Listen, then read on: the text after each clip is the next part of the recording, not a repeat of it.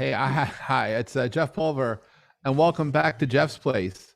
Welcome back to a wonderful place to be on Thursdays. If you're with us live or watching the replay or listening to, dare I say, our podcast, we'll see what happens or hear what happens as that evolves. Really, this is one of my favorite shows we do, which is Songwriters in the Round. And it's truly an honor to have four really amazing artists, performers, singer-songwriters who will be joining us today. And I'll just I see I'm being spotlighted, so I might as well just say hi to Jennifer and to Emily and to Colm and to Terence, and just check in and say and ask how. Well, first, Happy New Year, Happy 2022. How are each of you doing?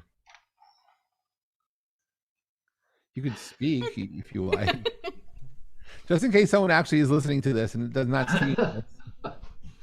It's all okay in the UK. It's all okay. Well, it's not okay in the UK, but it's okay. It's a happy-ish New Year in these strange times. Happy-ish. Yeah, I agree. So it's all kind of weird, but 22 has got to be better. 22 has got to be better than 21. I agree on that. Yeah, and Colm, you good? Yeah, things are good. It's kind of like normal life is poking its head above the parapet a little bit in Ireland anyway.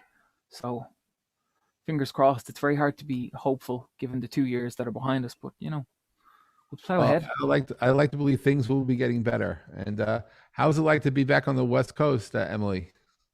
It's nice. I'm a big West Coast fan, so it's good to be back home. Cool. And Jennifer, you good? Good. Yeah, it's starting. Everything kind of feels the same as 2021 right now, but I'm starting to see little glimmers of hope. So we're going with that. Well, as humans, we're fairly dynamic. I like to believe that as the light shines through, we will figure out how to best adapt. And I certainly do miss live music and live shows. And I'm grateful to have been able to watch Emily twice in Boston. That was truly magical and amazing. And I'm looking forward to more live shows in the weeks and months ahead. But here at Jeff's Place, what's really fun also is that we get to bring artists together from all over the world and listen to original music, listen to covers, but really just listen to beautiful voices and some of the songs that you guys have written with the stories behind it. So I'm going to exit out of the way. And I believe today the order is at least for the first part of the show, the order is going to be Jennifer, Terence, Emily, and Colm. And Lauren, if you could take me out of the spotlight, and I'll hand the first song over to Jennifer to kick us off. So thank you all for being part of today's show. Thank y'all. Thanks for having me back. So hey, I'm Jennifer. I'm from Jennifer Alvarado. I guess you need my last name, though it's written. So I'm from North Carolina, a little town of Vale that has nothing. No stoplights, but one post office, so I guess we're good. Yeah, I love being here. I love learning from the other songwriters and getting to hear like what everybody's doing and stories behind the songs. And I always leave and have inspiration to keep doing something and to change up sort of what I'm doing, because it is a creative thing. And I think when we get to share our creativity, we learn from each other, and we get inspired by each other. So I'm going to start with a song that I actually first shared on this show is probably a year ago now, or almost a year ago. And it was really my first single with country radio and going back into country music. And it's called I Break Things. And basically, it's a nod to me being clumsy. I wrote it after I'd hit the garage door for the second time in a month. And I came in and wrote this song because I knew my husband would be mad at me. And this was my way of trying to laugh at it and just tell him, hey, you're the one that married me. So you should have already known this would happen. So yeah. Here's my song about breaking things.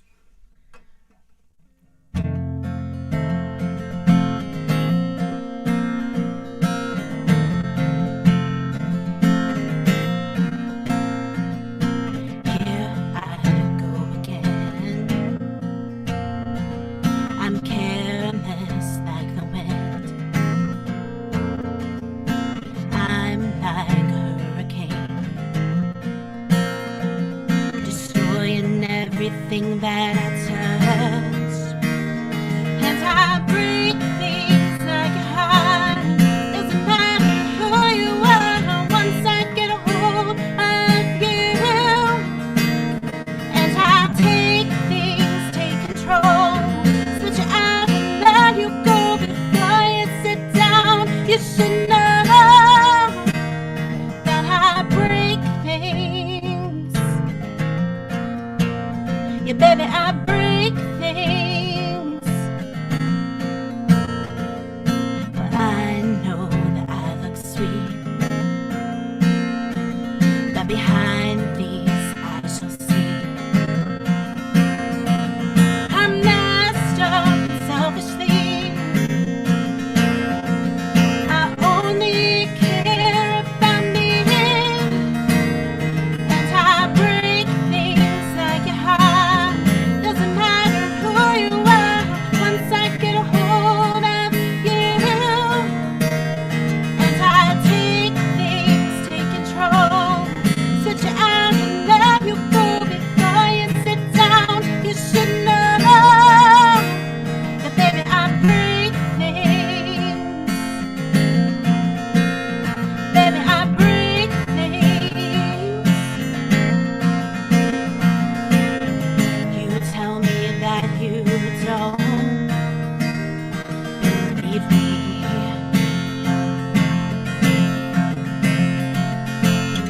but baby, you're gonna wish you never met me. 'Cause baby, I break things like your heart.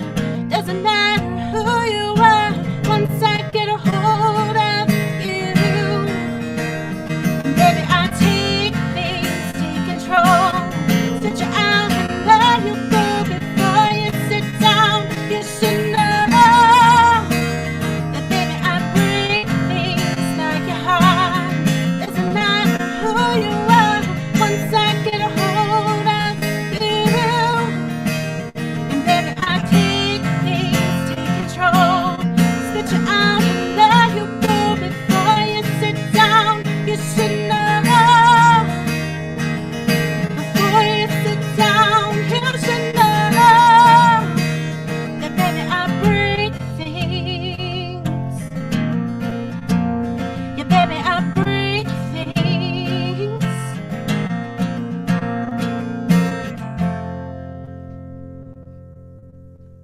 Wow, absolutely beautiful and very literal too. If I didn't know better, I think you break people's hearts, you break all sorts of things. But you're talking about a garage door, maybe. Yes. Wow. And my That wasn't, toe. but that, Yeah. that wasn't about a garage at all. It was about breaking people. That was for your husband. That sounded like a confession to me. Maybe it was. What did he say? He just laughed. He just shook his head and laughed and said, "Yep, okay." It's a great song. Yeah, Thank you. really like that. So, do you find that are your songs confessional? Do you think there are things that you're revealing yourself in your songs that you don't reveal elsewhere?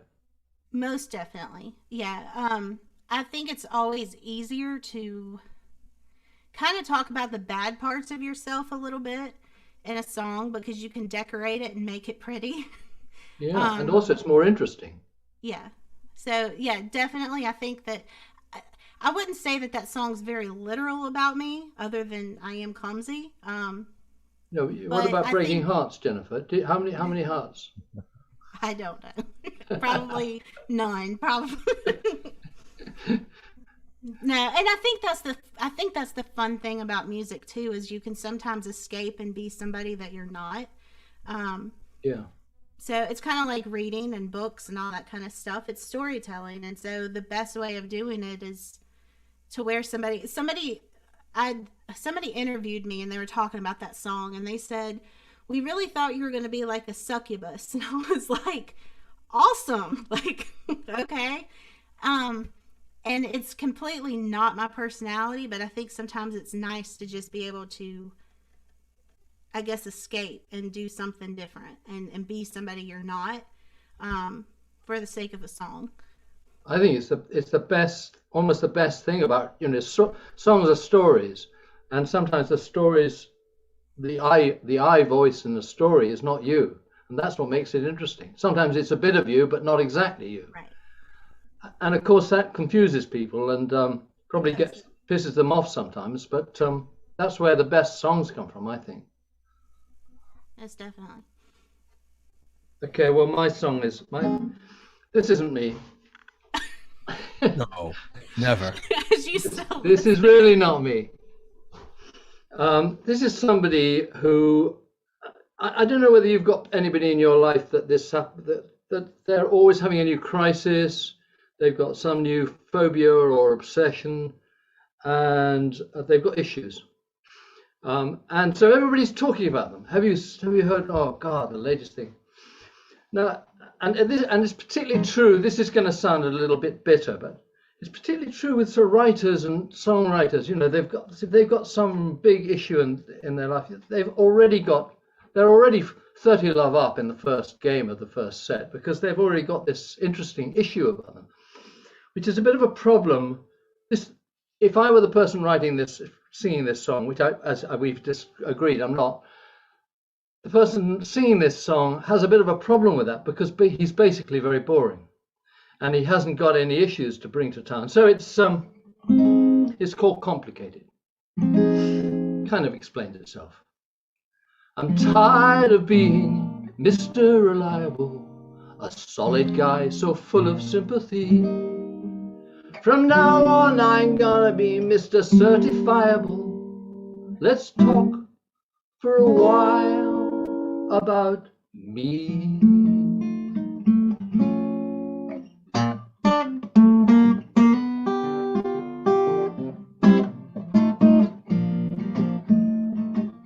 I want to be complicated.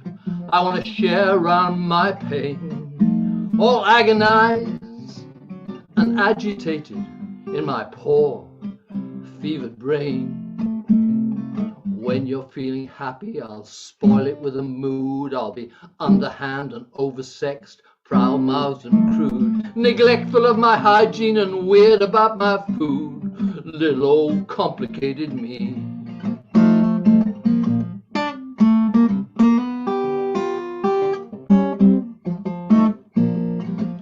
I'm gonna be oh so complicated. I'll be screwed up and repressed, and you'll all be so fascinated as to why I'm such a mess. There's not a thing I won't have taken, booze and dope and pills. I'll be addicted to addiction, enthralled to every thrill. It's a miracle with what I've done that nothing seems to kill. Little old complicated me. Some will say I was molested at a tender age, and some will say I'm just transvesting, I'm at that bi-gender stage.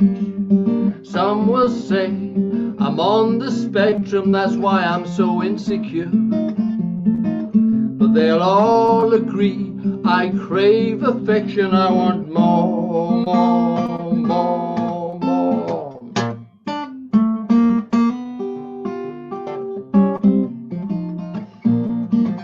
And my women will be complicated. They'll have checkered histories. They'll be resentful and mad and frustrated. They'll be even worse than me. Our affairs will all be desperate, brief, intense and doomed. We'll have seedy liaisons in dingy hotel rooms before yet another breakup in floods of tears and gloom of little old complicated me. Late at night, you get a call from the local A&D. There's been a fight, maybe a fall, and you just know it's me. Sometimes when you really need me, I'll be nowhere to be found. 'Cause one thing is guaranteed, I'll always let you down, because I'm so damn complicated. You can hear it in my songs. And though they may make you feel faintly nauseated, you'll still come along. And as you watch me up there bleeding on a stage, you'll think that it's a shame that I refuse to act my age. But deep down you'll be loving all that pain and rage of little old complicated me. Little old complicated, boy have I got issues. Little old complicated me. Wow. Yeah. Little complicated you, my goodness. Wow. I'm just laying it, putting it out there. I just want to establish how messed up I am quite early in the evening. Much appreciated. And what'd you all think? Yeah, enjoy that? Gorgeous. Absolutely gorgeous. Yeah. Gorgeous. Terence, I'm always so impressed with your lyric writing, especially. It's just so enthralling every time. I love it. Oh, thank you very much, Emily. Gorgeous. So gorgeous. Yeah, it's I do love writing songs, and it goes back to what we were saying with Jennifer. I like being an exaggerated version of myself. So I'm not as horrible as that person writing that song, but it's a lot of fun pretending to be that horrible and seeing where it takes you. So I mean, the next song I was going to do is in a completely different character, and it's quite interesting. I think it's just telling stories, and you're taking a risk that people will misunderstand you and take you as the narrator. But what the hell? That's what we do. Absolutely beautiful. Yeah. Now let's have a real voice. Let's have a Oh, come on now. Well, yeah, it's so interesting hearing you talk about, writing from different characters, and the whole time I was listening to that song, I was just thinking about how that's something that I kind of want to try to experiment with doing more, because I've never really been able to take that stance of like writing from like a completely different perspective, or I haven't tried really that much, I guess. So it's you're inspiring. easier if you're old, because you're such a fool anyway. It doesn't matter. But you, Sure. I can see you'd have quite a lot to lose if you suddenly came over. I mean, Jennifer was just breaking hearts, so that's fine. That's quite cool. But if you do present yourself as an egotistical idiot, as I just have, yeah, it probably wouldn't be that great. Sure, fair enough. Well, the one I'm gonna start out with is pretty new. It doesn't really have a title yet. So titles, as I've said before, are kind of the last things I think about, I think, when it comes to songs. So I feel like I've played many songs on here where I'm like, I don't know what this is called yet, and that's just the truth. Well, I guess, but what's the inspiration? What is it? What drove you to write the song? Yeah, well, so I wrote it recently, and what I was thinking about, like perspectives and stuff, I was just thinking that I feel like most of the songs I write are kind of like messages to other people, but they're not really messages that I am like necessarily intending to share with them one-on-one. It's more like It's like here's you're writing a song about an experience with someone, or yeah, like I'll put this out there in the world, and if you hear it, that's great. But if you don't, then that's fine. I'm not gonna force it upon you, kind of thing. So that's kind of what this is too. It's kind of just like another little, like a letter to someone, I guess. Same with like a lot of the stuff that I write, but it's about how do I even describe? Kind of just about like, moving on from a relationship that you had and looking back on it, and kind of like a well wishes message to that person, I guess, in a way. No like resentment there, just kind of a, we're on our ways and I hope that you're doing okay kind of thing. Anyway, so I'm a little nervous to play it, but hopefully it'll go well. And yeah, I hope you guys enjoy. Oh, sorry, I have to pull up, if you think that I'm not looking at the camera, it's because I'm not. I have to look at a lyric sheet because I've been messing around with lyrics, so sorry about that.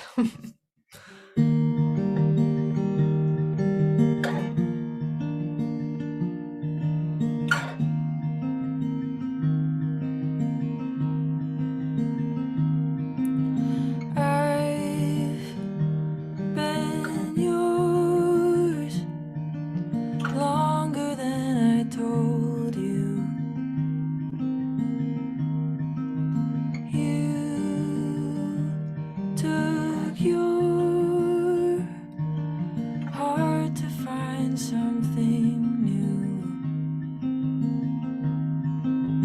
Now that you've moved on, I can say this: I don't really wanna be your friend. Now that you've moved on, I can tell you, you showed me that I can love again. So why'd you have to leave me once you did?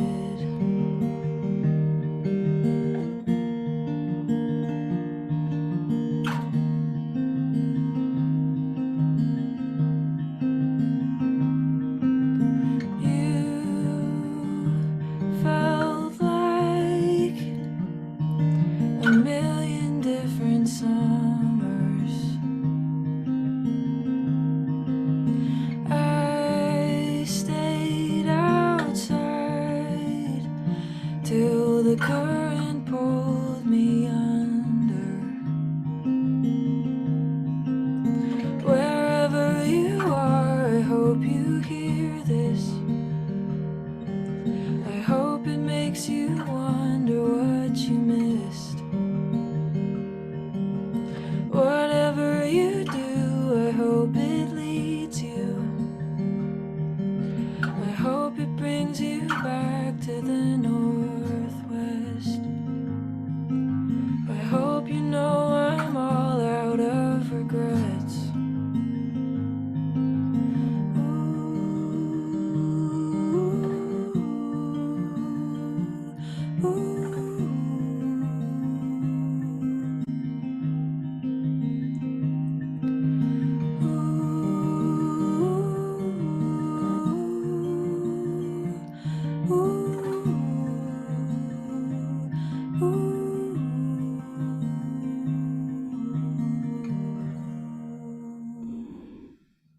Truly, wow.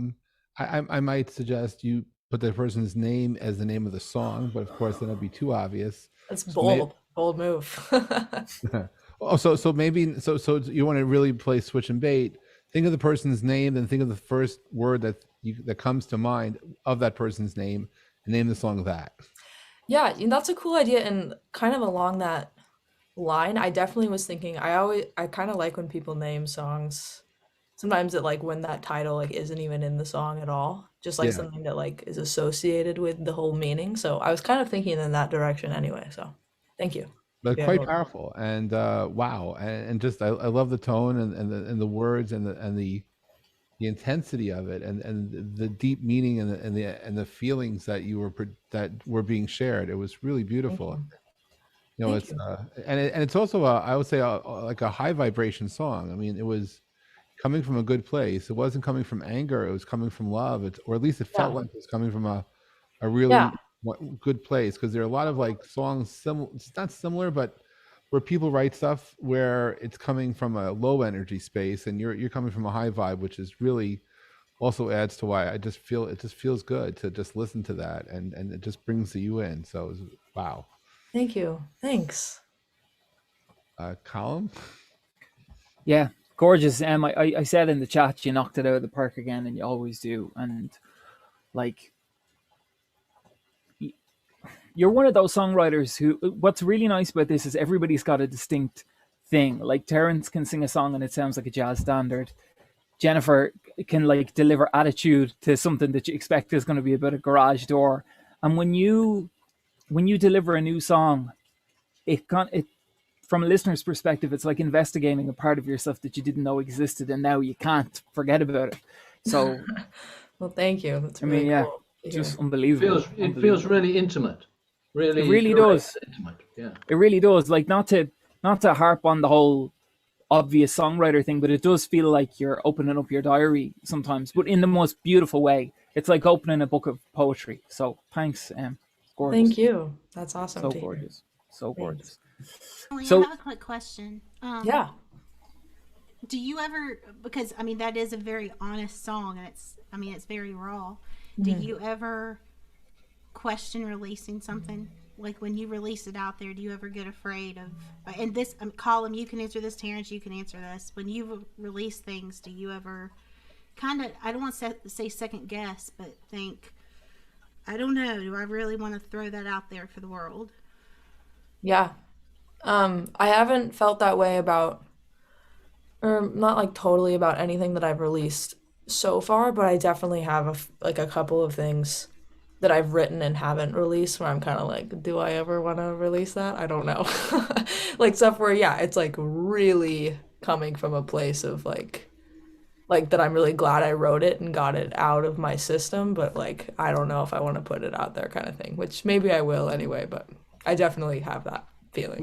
My tip, Jennifer, in those cases, if you're wondering whether to put it out there or not, it's like whether something's funny or not. If you're asking the question, the answer is no.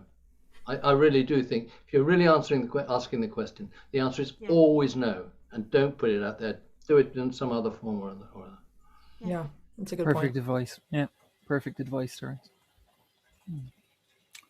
Okay, great. It's my turn.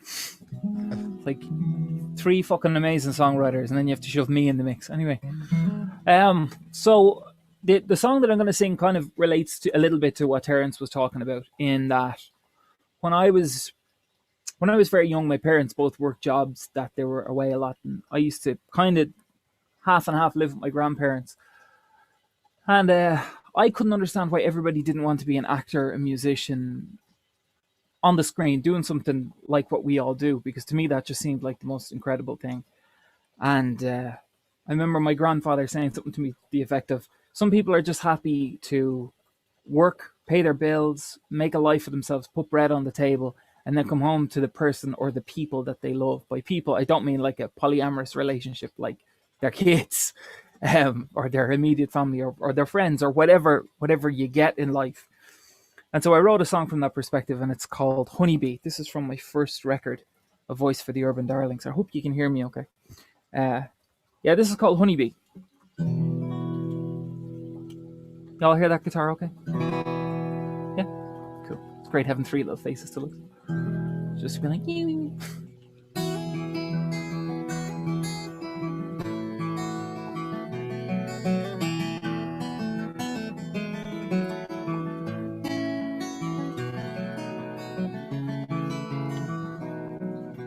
Radio Care 105, good morning, how have you been? There's an angel sleeping in my bed, if you know just what I mean. When we met, I felt she knew me. When I'm low, she sees right through me.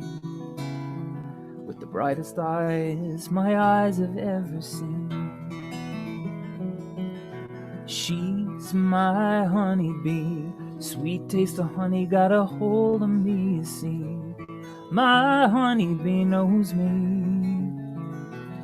And she's my honeybee. She gives me all the loving in the world for free, you see. Nobody knows my bee. Don't nobody know my honeybee like me.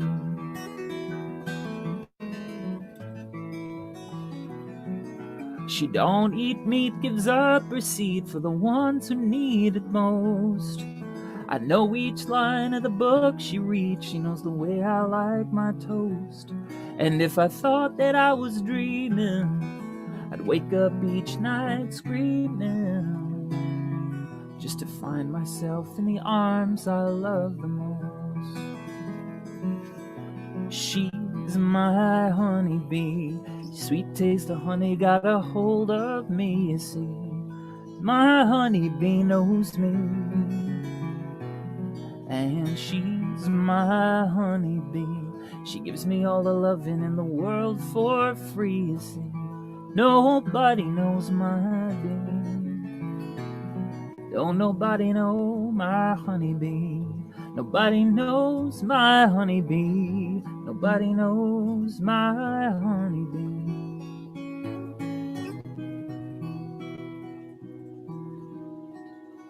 Quite like me. If you want an insight into the songwriting world, like when I heard this when I wrote it, I could kind of picture like that very obvious country singer singing like, "She's my honeybee, sweet taste of honey got a hold of me, you see. Oh, dear Lord, I know all about it. My life is so good, so good." That's Honeybee. Thank you. Yeah. Wow. Whoa. Yep. It went a little something like that. Awesome. I love that song every time, Colm. Who's talking? That's JD. Oh, That's me. JD. Hey, man. Thanks. Sorry, dude. I'm walking around. Yeah. No, that's cool. I couldn't see it. I Beautiful. was looking at the three faces. I was like, who's talking like that? Thanks, guys. That was a nice country vibe you added to that column. Yeah. A lot of the time, like that's how well. Sometimes if I'm on a Leonard Cohen buzz or we need more country tunes like that. Yeah, like the whole "she don't eat meat, gives up her state for the ones that need it most." Like I think I was watching Walk the Line, the Johnny Cash biopic, and Reese Witherspoon's that she's gone and neglected this pale wildwood flower. I was like, that's lovely. So then I pick out, okay, she's in E, and then you just take that vibe. So you picture like Waylon Jennings or Chris Christopherson, and it probably started with that kind of, and the whole idea, like I didn't know there was a radio K105. I think there is one, but I wanted like that obvious American radio station thing, like Radio K105, good morning, have you been? Something that, because if it sounds like it makes sense with somebody else singing it, it kind of sounds like a real song then. Anyway, I'll shut up. But yeah, that's Honeybee. Have you written for other singers, Colm? Yeah, a few actually that happen to be country singers as well. Do you like so it? Again, that helps. Oh, Yeah, it's good. Yeah, it's good. Like I'd use that method of like I picture them. Like I've written a lot with Emily, and so I would picture, like we've got about half a dozen songs, and obviously like I'm thinking in terms of, is the key going to be too high? Like if it's an F, I'll move to E flat or to D or whatever. I mean, there's not a hell of a lot that Emily can't sing, even if it's out of range. She'll go full castrato and be like, blah, blah, blah, and it still sounds amazing. Oh, you can, and then it still sounds amazing. But yeah, it helps if you can get into somebody else's head and try and picture what it would sound like with them singing it, I think. Colm, I'm just sorry. It always happens when I start talking at like the same time. I was just gonna say I'm obsessed with the guitar part for that song, as I am with like so many of your songs. I'm always so impressed with these super intricate parts that you're coming up with. I'm trying to get more into that, but I get overwhelmed when I try to do it myself. So it's really cool to be able to hear you. And Terence, I feel that way about you as well. It's just so intricate and detailed. I love it. Emily, but I feel that way about you. So well, there you go. Well, I'm jealous of all three of you, so I think I can top that. well, Whose goes it now? Jennifer. I think it's me. Well, since we're on the subject of love songs, I've always loved the idea of willow trees, like from a really young age. Like I was obsessed with willow trees and weeping willow trees, and I was also really in love with the song Strawberry Wine. I don't know if y'all know that song or not. Dina Carter came out in the 90s, country song. Because I'm a little country girl over here. But it kind of plays off of the idea of strawberry wine. But this is Under the Willow Tree. I've never played this before, and it's an older song, so we'll see what happens.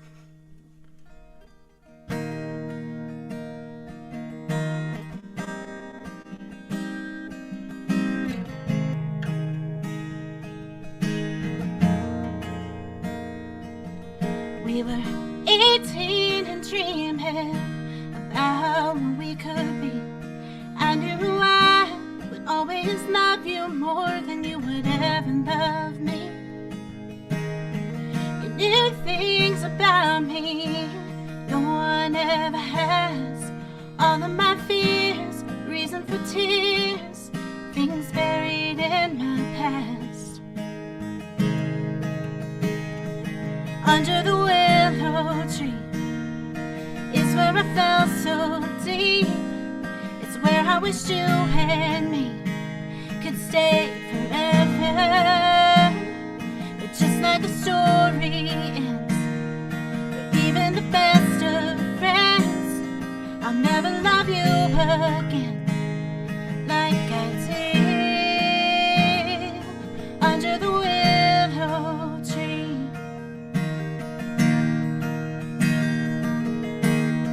You said that you loved me, but now looking back, I can see that we were blind to what that even meant. And like a children's story with a familiar end, we could both see it coming before it began.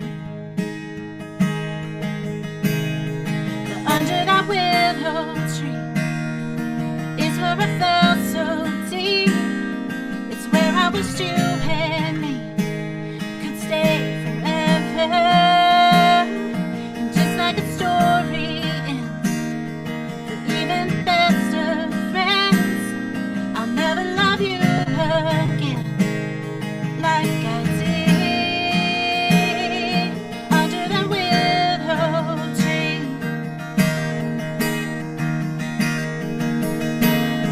I gave away more than my heart that night,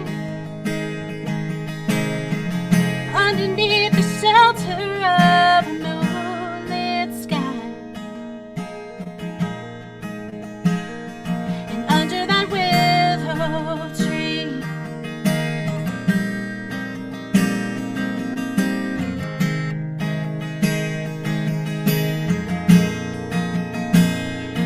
under the willow tree is where I felt so deep. It's where I wished you and me could stay forever. Just like a story ends, for even the best of friends, I'll never love you again like I did under the willow tree. Under the willow tree.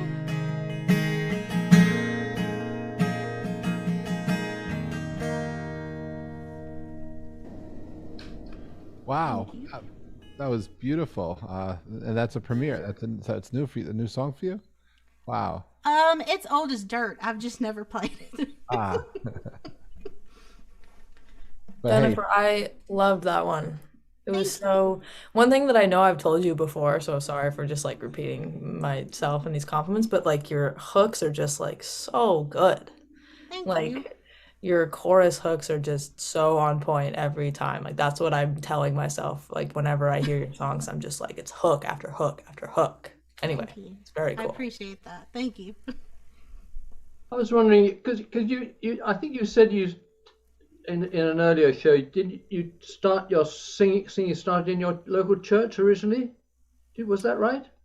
Yeah, yeah, the first time I sang, I think I was like 4, and it was for a church thing, and then started with choir and all that, and yeah. Do you think that affected your style of songwriting and performing? And I think so, because especially with church, when you're doing congregational songs, you Yeah. sort of have to pick up like the hook and figure out how to basically so people can hear it 3 times and know it.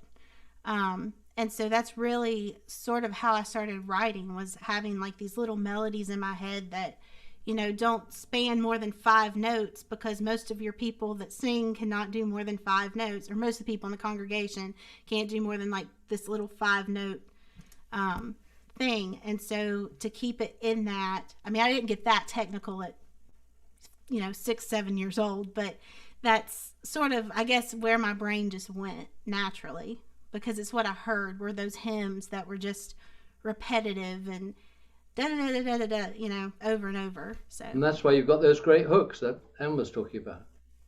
Wow. thank you. Interesting. And the power, Jen, like more than anything, well, it's a combination of everything, but the power in your vocal is just Thank just you. floors me, because I'm doing gigs like this, because you know it's tough singing into a screen as opposed to singing to an audience, because I always feel it puts a bit of distance. Do you know what I mean? It puts a bit of distance between when everybody's that way and you're not Yeah. going like straight to your screen. It doesn't lose any of it. I feel like you've got the Thank same live intensity as you would in a live gig that you bring here, which is, please write Thank you. a pamphlet on how to do that, because I'd love to know. Gorgeous. Yeah, it's more of me over here going, oh, I hope my signal didn't just drop. Oh, Yeah, I've been there. Yeah. yeah. Colm, I think you have to go down to church and get singing in your church. I think that's the answer. Yeah. I think Wouldn't- it's, you know what wouldn't you've the got to congregation do. love that? Yeah. Yeah. Is it me? Yes, it I think is. so. Okay, so this is a song. I'm trying to do songs I haven't sung on Jeff's Place, and this is a song which I wrote quite a long time ago, and it may not work particularly because it's about an Englishman in France, but it was prompted by there are parts of France where the English have just invaded. You hear these loud English voices, and I spent a weekend in one of these places, in the area called the Dordogne, and I went to a party there of English people, and they looked all very tanned, and they were talking about olives and cheese and wine and everything. They were very pleased with themselves about living this expat life, but all they talked about was the old country. They talked about, and there was something quite sad about that. So there they were, they've moved to a foreign country, but they're still thinking about home. So this is a song by one of them. And there's a little quote at the beginning of the song, a special prize. Jeff's Place will give a special prize. Maybe a Jeff coin. For anyone who can identify the little opening phrase.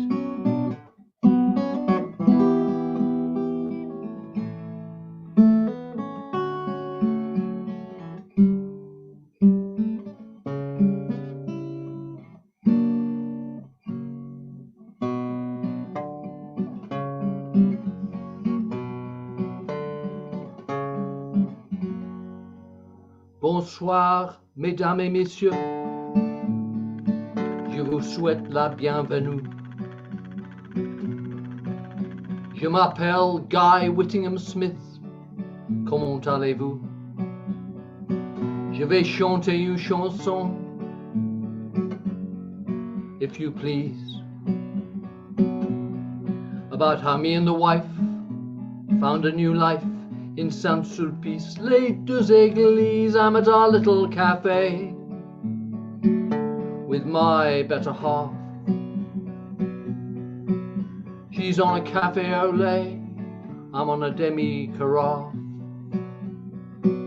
We've told all our friends about our vie en rose, how tout va bien, how je ne regrette rien, but je regrette une petite chose. I'd rather be French. It's strange, but it's true. I wish I could feel more at home, more chez nous. I'd rather be French. S'il vous plaît. Drinking the wine and everything is fine. Très genuine, Brit Français.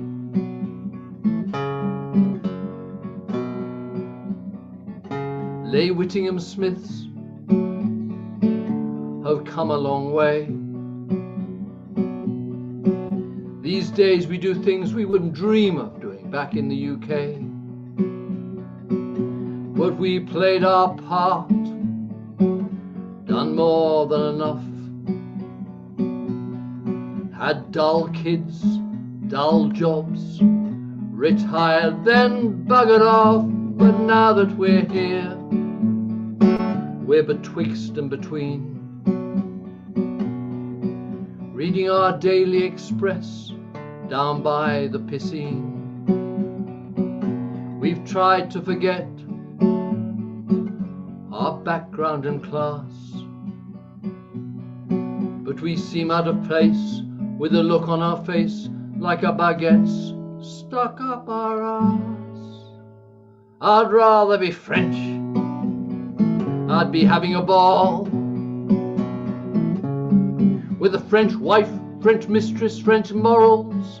That's none at all. I'd rather be French. S'il vous plaît. Avec ma chérie dans l'après-midi. Ah oui, ah oui, ah oui, ah oui. So it's adieu to dinner parties, adieu to crap food, adieu inviting them back for fear of being rude. Adieu to queues on the M25, 'cause when you're abroad you're truly alive. Adieu to hoodies, adieu to warm beer, adieu I'm a celebrity, get me out of here. Adieu to guilt about this and that, 'cause there's no one as free as a true expat. So here we are at our little cafe, trying to blend yet inescapably anglais. Somehow we don't fit the way that we ought,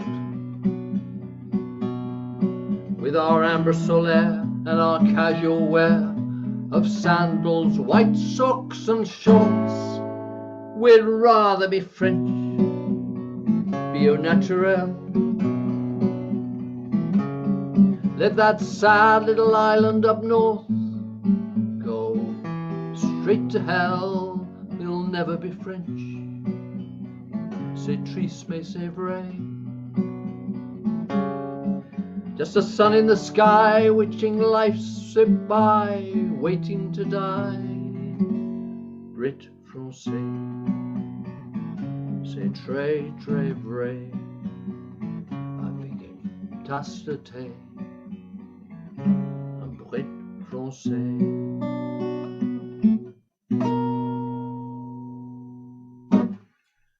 I'm not sure that travels very well. I think it traveled quite well. Did anyone identify the opening? Caro, There was a few guesses, yeah. Was it Autumn Leaves? Autumn Leaves, yeah. I got that wrong, but somebody guessed Autumn Leaves. and Yeah, that, Autumn Leaves, yeah. Yeah. that- Les feuilles mortes, yeah. Absolutely right.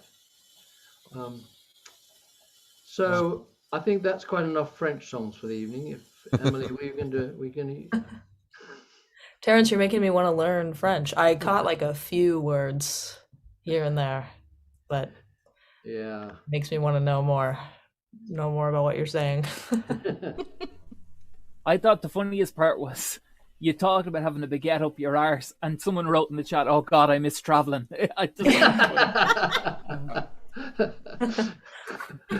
What kind of trips have you been on? It's awesome. I love that. Okay, I'm gonna do one that I have done on here before, but I haven't done it in like the Songwriter in the Round show, so it's a little bit new to this, I guess. This is called The Odds. I wrote this with a friend of mine at school a few months ago, and it's about just kind of bad timing in a relationship, I guess. Could be a romantic relationship or not, but just kind of like, I mean, I'm in like a weird place right now where I just got done with school and it feels like senior year of high school again, where like everyone's splitting off and doing different things. So the timing with like all your relationships is just kind of weird. So that's kind of what this is about, I guess. It's just, everyone's moving on and doing different stuff. But once again, another song with no hard feelings, just bummer situation.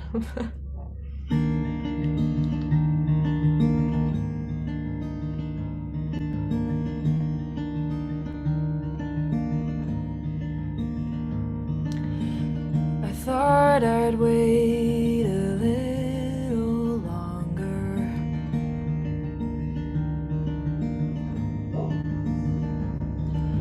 You take a stance that's stronger. Here, wait, I'm gonna wait. There's a big truck going right by my house. So I'm gonna wait for that to go by. And then I'm gonna keep going. I was like, I don't know how much, it just kept getting louder, and I was like, how much worse is this gonna get? Okay. It's okay, it's fading away now. I'm gonna do that again. Very sorry. Perks of Zoom, I guess.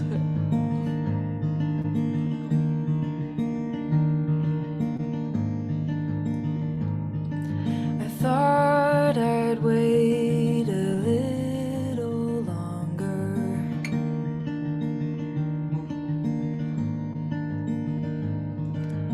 You take a stance that's stronger. I can see what's coming.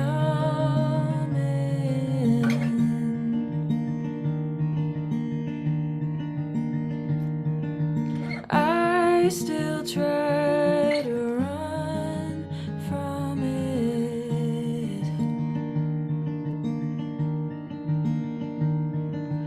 You can break, you can take my time.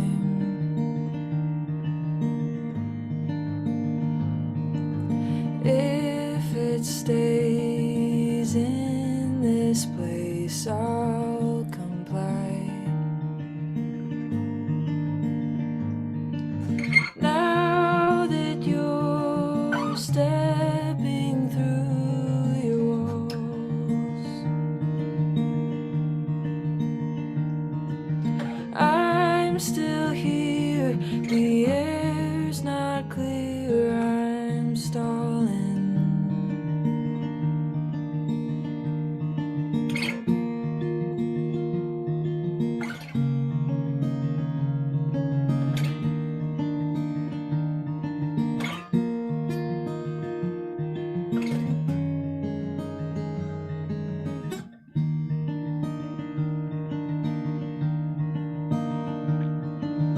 Now I see that I can't please the gods. You're okay, I'm waiting for the odds to fall in our favor.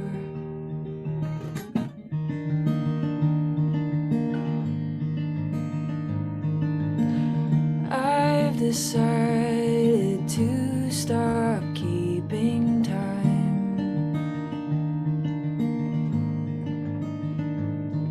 Dismantle thoughts that keep us aligned.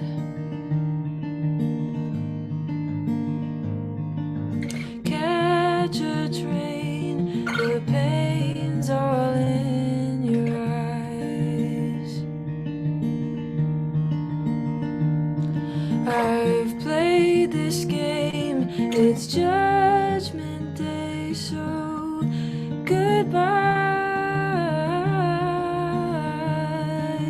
Now I see that I can't please the gods. You're okay, I'm waiting for the odds to fall in our favor. Now I see that I can't please the gods.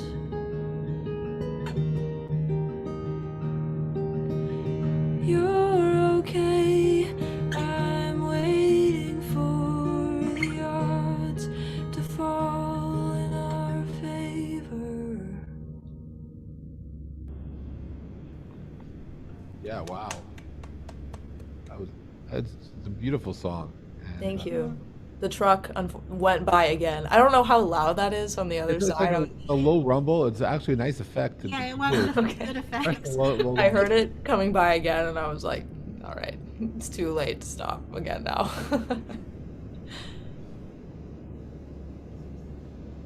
But it I was was going to ask you, Emily, Yeah. you were saying in an earlier Jeff's place, you were saying you have lots and lots of different tunings. Yeah. I went a bit green at that stage. I was very jealous of it. I mean, what does that add to your songwriting, do you think?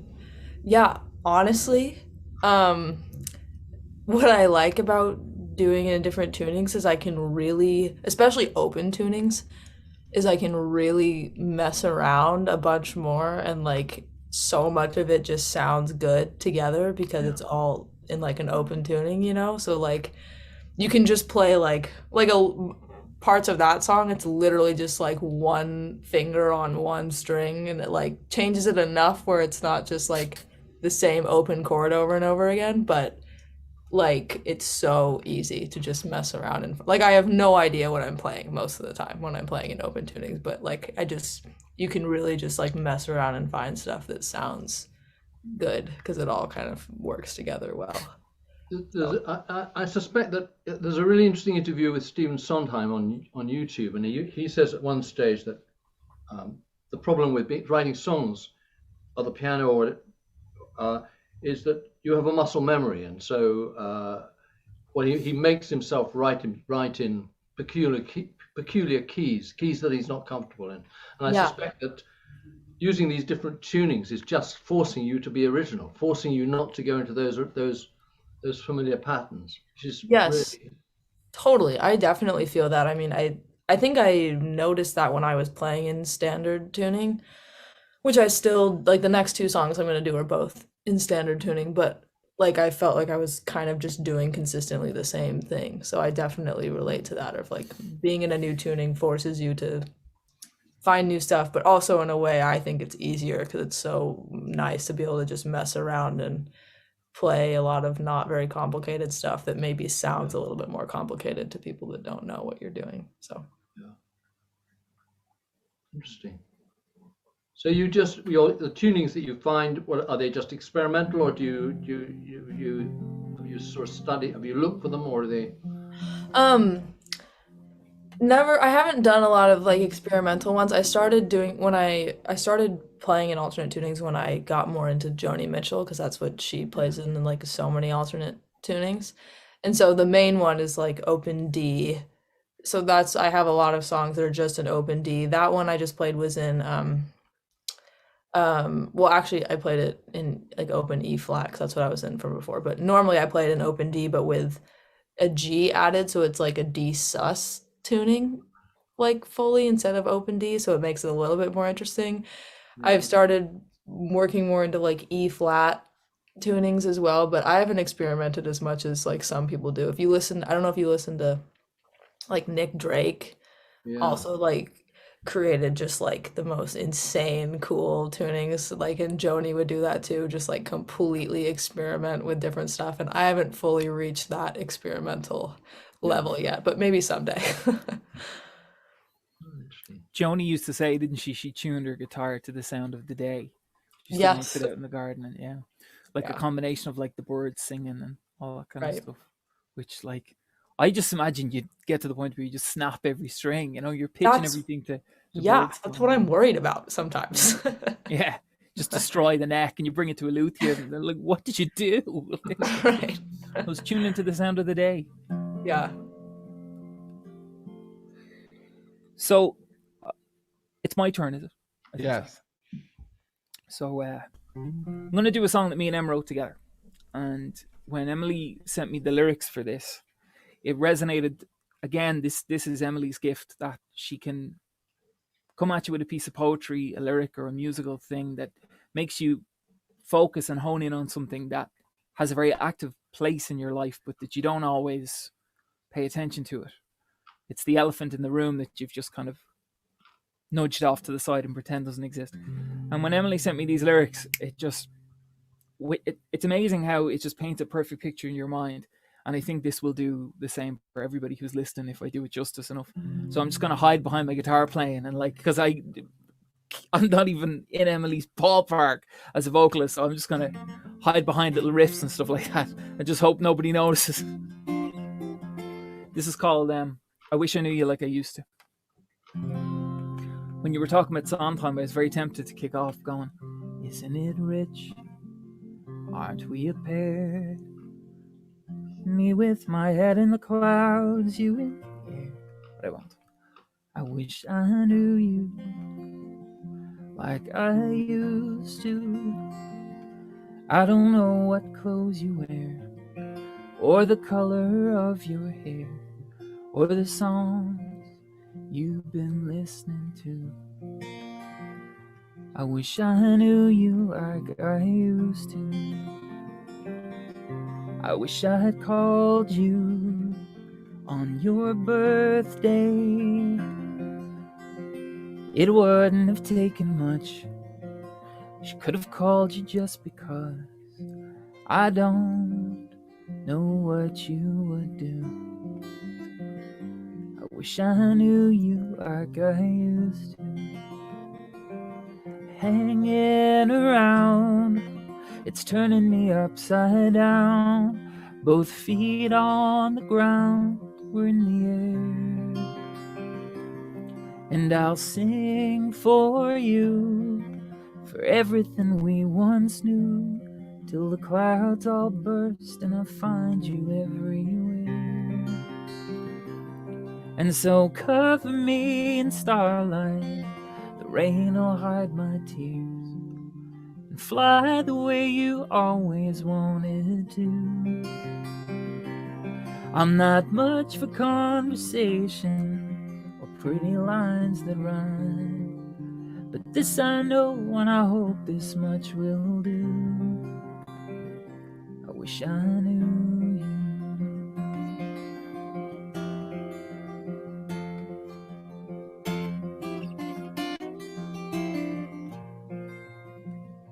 I wish I knew you like your friends do. Still they don't know much at all, like the posters on your wall, or the way we used to steal your grandpa's booze. I wish I knew you like your friends do. Tell me you found a way to make up somehow. I'm split in two since you left town. And throw me a line and promise we'll both be fine. That maybe the moon won't fall next time around. And then cover me in starlight, the rain will hide my tears, and fly the way you always said you do. I'm not much for conversation or pretty lines that rhyme, but this I know and I help this much will do. I wish I knew you.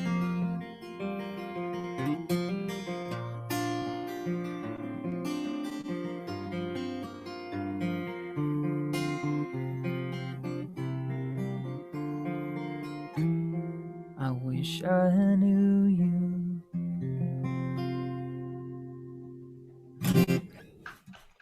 Wow. My goodness. Wow. Absolutely beautiful lyrics, beautiful sound. My goodness. Wow. And It was sad. yeah, it was sad. You guys Emily, come on, cheer up, Emily, for heaven's sake. It is sad. You're right. But okay, Colm, whenever I hear you play it, I like never want to hear it played any other way ever again. I'm like, you take that one. I don't need to play that ever. Well, then nobody's heard you play it, because honestly, and I say this like all airs and graces to one side, you haven't heard that song till you hear Emily sing it. So just be prepared for when that time comes. Oh, so beautiful. I haven't heard it in a while either. It was so nice to have it be brought back into my life. Yeah, yeah. It is a sad one, but it's sweet. It's sweet, like Terence said. You know, I think everybody's got that person, haven't they? You know, where you think, and time goes by really, really quickly, and you think to yourself, Jesus, you know, where did 6 years go? Where did 7 years go? And then you might see a picture of them on social media, and you think, I'd give anything to know you like the way I used to. Totally. Yes. Wow. Whew. All right. C'est la vie. On that note, Jennifer, you're up. Jeff, Are we gonna switch? Yeah, Oh, I'm it's sorry. M's turn. Oh, it's me again. Oh my gosh, Yeah. I forgot that too. And Okay. M, you got to do 2 so that we don't make you late. Oh, is it Right. three? No, it's 3 times? This is the 3rd round, sweets. Okay, sorry about that. Let me mute really fast so I can plug this guitar in so it doesn't sound really bad. Oh, I didn't realize you were doing it at the top. Okay, sorry. Okay. I thought it was going to go to, anyway, it's all right. So if you're watching, listening, this is Songwriters in the Round. And yeah, that would have been a beautiful duet, guys. I definitely agree. No, it's not that it would have been. It will be in the shores of Turks and Caicos. You just wait and Shores of see. Turks and Caicos. That's where we're gonna do it, under the stars. The 2 of them together. You'll see. What's the name of the new album? That's right. Me. Okay, sorry, I forgot about the little switch around too. So Me too. So sorry about that. I blame it on the song though. It just took me away to some other place. Yeah, me too. Okay, so moving back around, I'm gonna do another co-write that I did this past semester at school with my friend Aiden, and I've played this one on here too, but it's been a little while longer. This is called Small Changes, and my friend Aiden and I were both in the same position where, you know, we're about to be done with school, or I'm done now and he's going to be done in the spring, and we were just kind of feeling nostalgic and reminiscing on childhood things, and, you know, we're growing up and we're not sure what we're doing, and like just feeling a little just contemplative of life and, you know, the past and being back home and stuff. So that's what this is about. I hope it's relatable.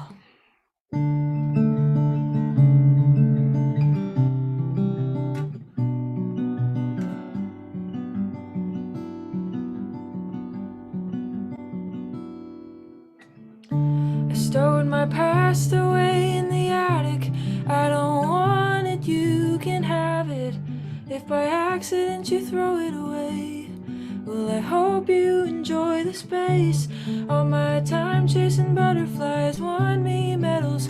Most improved 2005. Dried up daisy chains. This stuff remains. It makes me feel like now I wanna try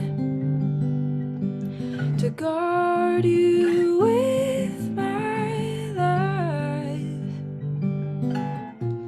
Always small changes all around. Everywhere I turn, I block them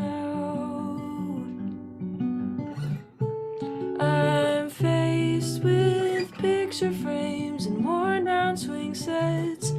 Small changes scream out loud.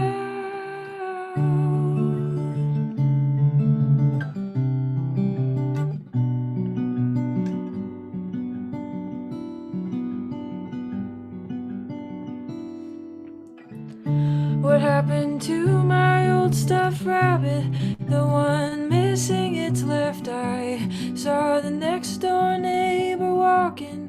She had one just like mine. You can't replace the stitches in my blanket, but now I'm gonna try. But you can't alter time. Always small changes all around. Everywhere I turn, I block them out. I'm faced with picture frames and worn down swing sets. small changes now. Small changes all around, everywhere I turn, I block them out. I'm faced with picture frames and worn down swing sets. Small changes scream out loud.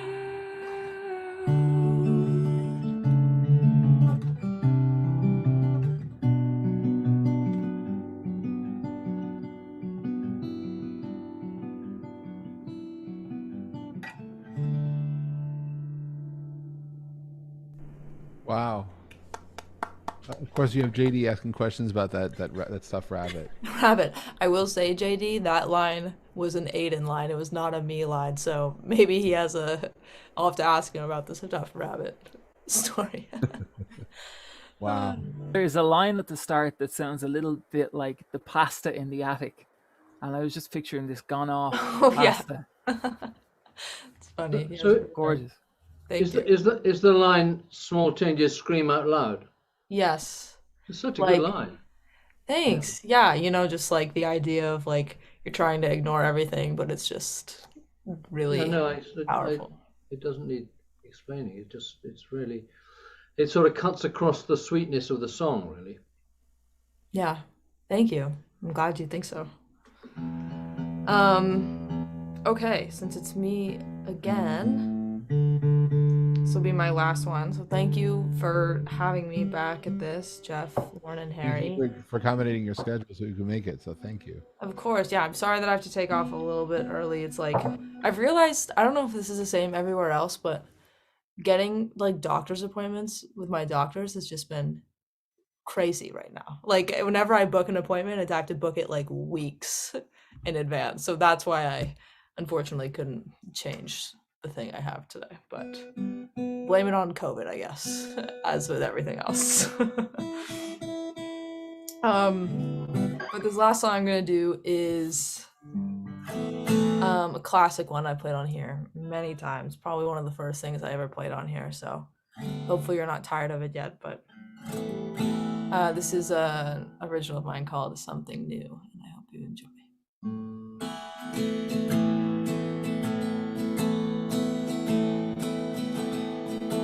Keep one eye on the door, waiting for my mind to let you in.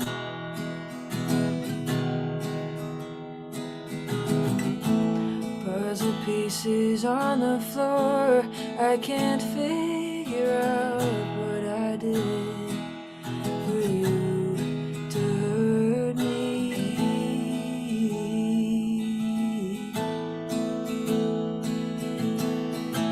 Contradicting what I say, I never feel your sympathy.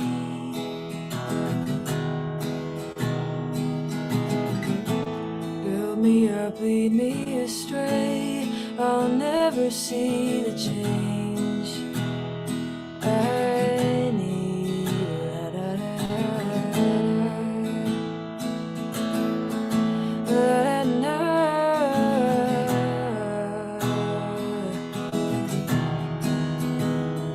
I see myself giving the world to you. Love me until you find something new.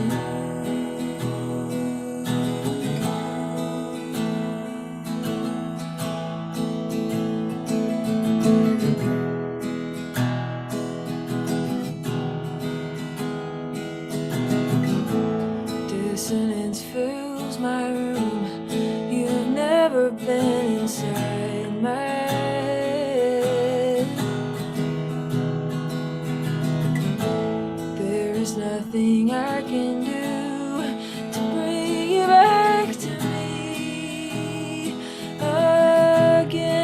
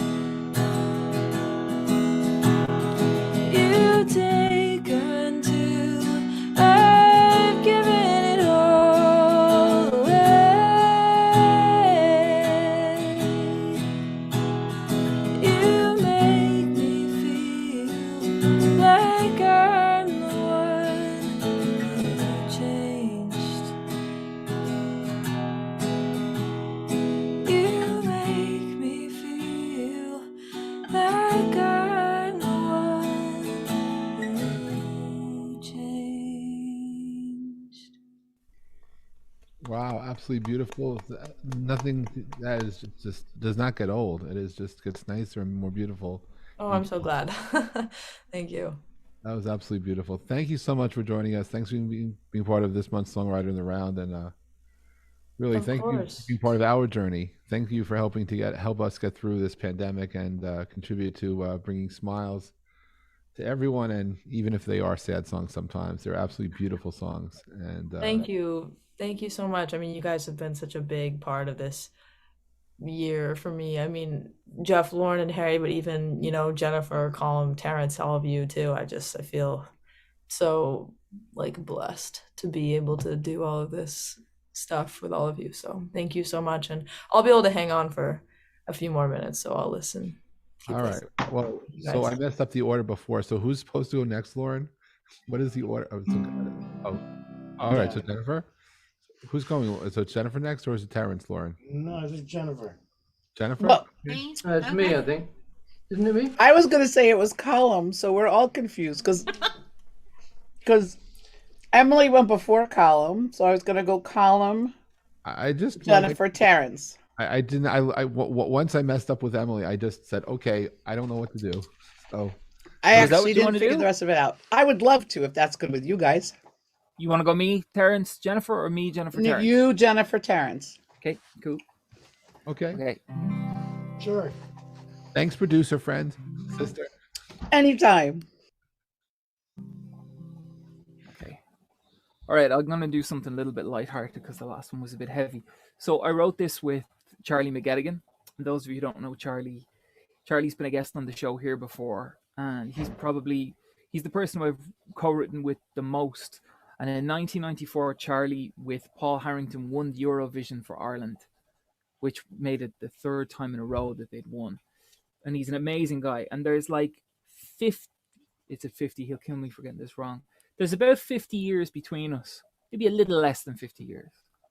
But we like a lot of the same music, so it's very easy to write together. And this is one tune that we wrote called She Lives in a Peppermint House.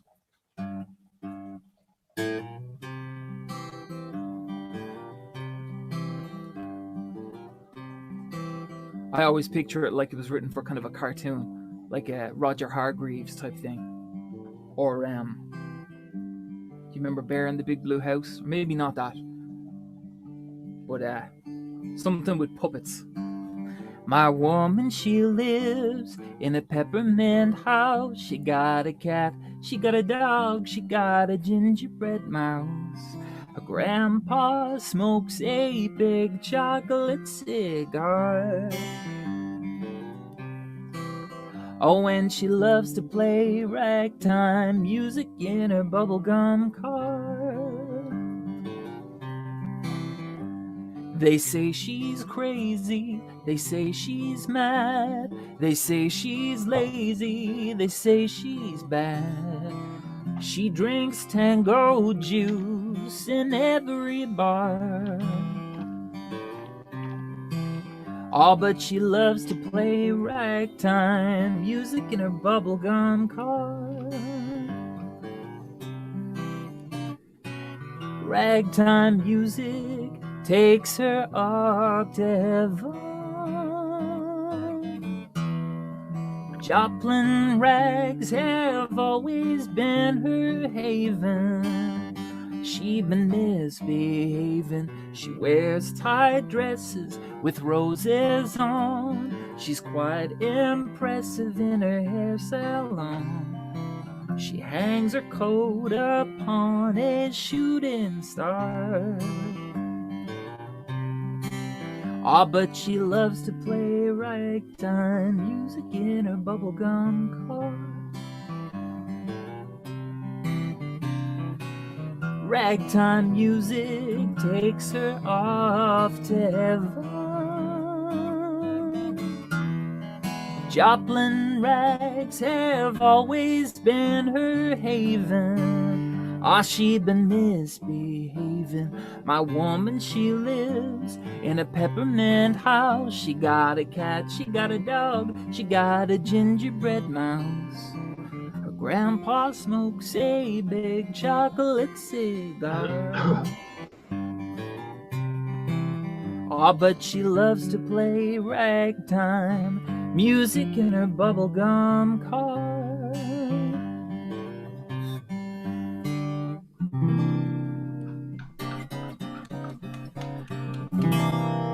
Yeah. Thanks. Yes. Wow. Thank you. Beautiful sound to that. And so who was that written for you to sing or for Charlie to sing? Well, what we do is kind of similar to the way me and Emily would do it. One would shoot the idea over, like Emily might send me a verse or a verse and a chorus, and then just I'd continue it from there. And it's the same with Charlie. Like I think I sent him a lot of words, and he has a way of being like, well, that was shit, but I've changed it so it's good, without actually saying it like that. How kind. Because it can look completely different. Or he'll be like, yeah, I don't know where you're going with that, so here's something completely different. But I think I wrote the words, most of the words to that, and then he just put kind of a ragtime melody on it. And yeah, that's how that one happened. Really nice. Thanks. All right, so now Jennifer. Okay. Yeah, I love the different styles. Like, it's so creative to be able to take something and especially something that you may not be used to, and I don't know, just try something new. And Emily, I already know, like, I'm gonna try like all these alternate tunings now. Like, you're my inspiration. Like, Heck yeah, that's awesome. I can't wait to hear the outcome of that. One thing that JD said in the comments that is so true is I definitely, if you try an alternate tuning, if you're feeling kind of stuck, it's a great way to like get inspiration. Like, I think that definitely happens to me. Like, whenever I try a new tuning, I'm instantly like so excited about writing something else. So I hope that it works for you and that you find some cool stuff in there. I'll message you if it's a train wreck. Okay. So this is actually going to be my next single, and it's a song called Curious, and basically it's when you're friends with somebody, or maybe you've just met them or whatever, and you sort of, you're in that stage of just getting to know them, and so you don't really know where you fall, but you kind of have an inkling that they're into you too, but you're just really curious about the other person and where the relationship's going, what's going to happen, all of those things. So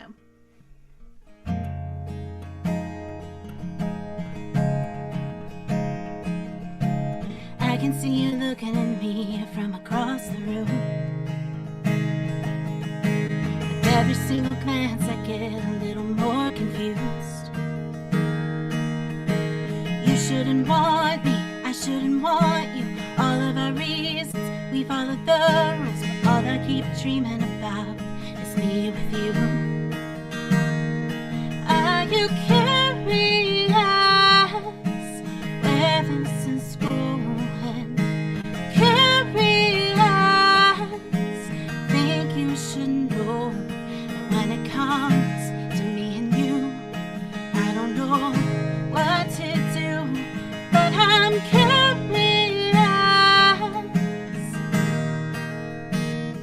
about you. Yeah, I know that we both agree that we should just be friends, but when our late night conversations get deep, I can't pretend. 'Cause I know you want me, you know I want you. Forget the boundaries, let's break our own rules. All I keep dreaming about is me with you. Are you curious? Whether since school and curious,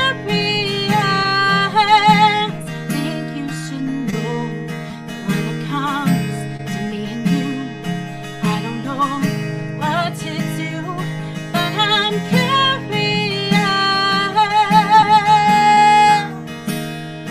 about you.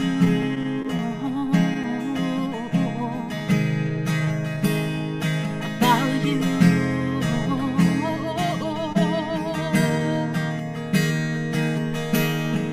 One touch and I won't know what to do. One kiss, quick leads to two. And if our guards all came down and we don't try to stop this now, do you ever wonder what could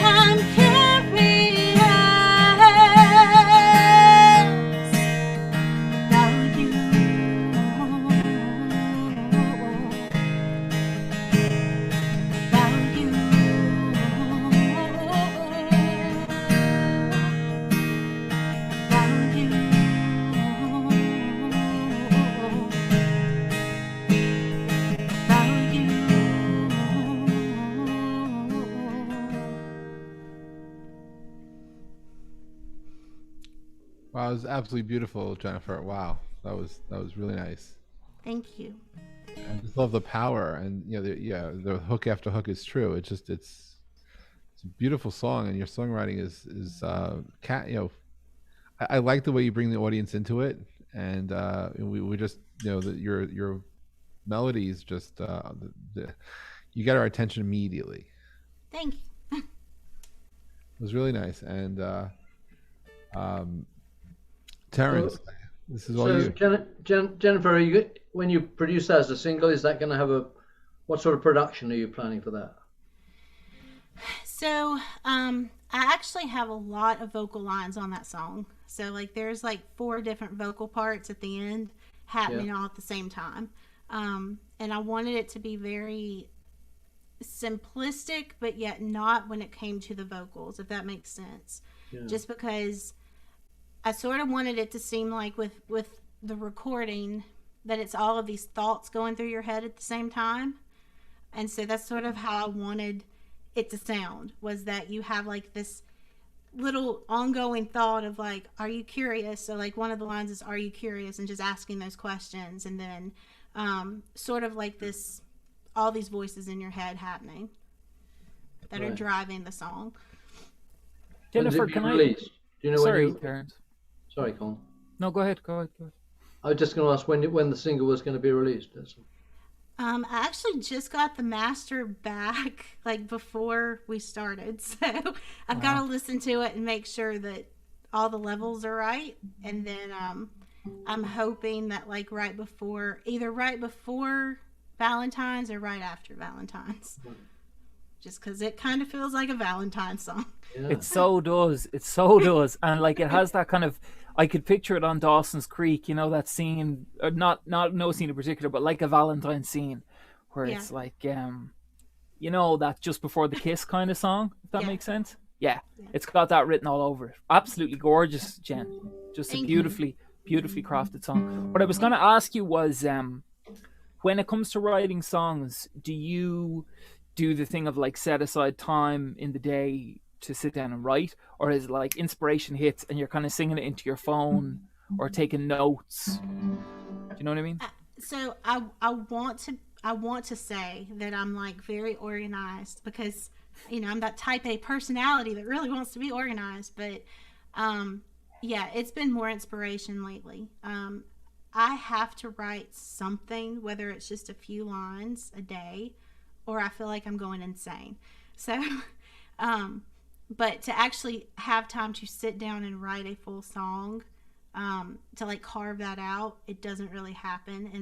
And I've also learned that when I try to carve time out and actually sit and write, it's Nothing like happens. it squelches it for some reason. Like I don't know. So it's better if I know that, okay, in 15 minutes you have to be across town, so hurry up and write this. Like it's almost down to the line. Maybe I'm a procrastinator and just don't know it. I don't know. Because it's funny, Jen, because by contrast, like Terence, you're a professional writer and would have far more experience than we would. And I've always wanted to ask you this, because I've never heard you use the same phrase twice. At any point in your writing career, did you ever find yourself, like I use the phrase "as if it were" a lot. Like I'd say, the rain was falling as if it were biblical times. Do you have any phrases, Terence, that you've had to kind of like completely cut out of your vocab? Absolutely. And sometimes they're in, if you're writing a novel, a kind of image comes up again and again. And if you have a good reader, my partner's a very good reader. And if it wasn't a novel, it was a biography, but that's the image of a sort of school kind of image, or a sort of judging type image came up. And it was because I was worried about judging this guy I was writing the life of. So you have to really watch out for that, those phrases. And also phrases, I played a song to some friends, to my family the other day, and my ex-wife said, that's kind of a nice phrase, but it's just not you. And she was right in a rather annoying way. I think you just have to be completely true to yourself and not try and put on airs, Ouch. What about you? Do you write every day? How do you, Colm? Me? Yeah. I do it like a 9 to 5. So I don't I'm lucky in the sense that I never had a job. No. Music is only like music has been my livelihood since forever. Yeah. There was one or two times where I had to pay off this guitar, and I worked as a doorman in the building that my dad's company was in, and it was the single worst experience of my life. And it kind of gives you a taste that like, oh, this is definitely not what I was meant for. You know, Yeah. I would sooner live behind a cluster of bins in a main thoroughfare if that's what it meant to do this, which thankfully I don't. I know I'm in a crawl space in an attic now, but I don't live in the attic. It's just where the best connection is in the house. But yeah, Well, I it's do. not luck. I I was say going to that say it's again. not luck. It's not luck that you've managed to make a living out of writing. You know, Oh, thanks, man. it's talent, but also it's character. You know. Thanks, dude. Well, it was one of those things that I think if you're gonna do it, you have to make the commitment to do it. I love Yeah. the Tom Waits expression. I'd rather be a failure on my own terms than a success on somebody else's. So, God bless Tom Waits. There's a song in there somewhere.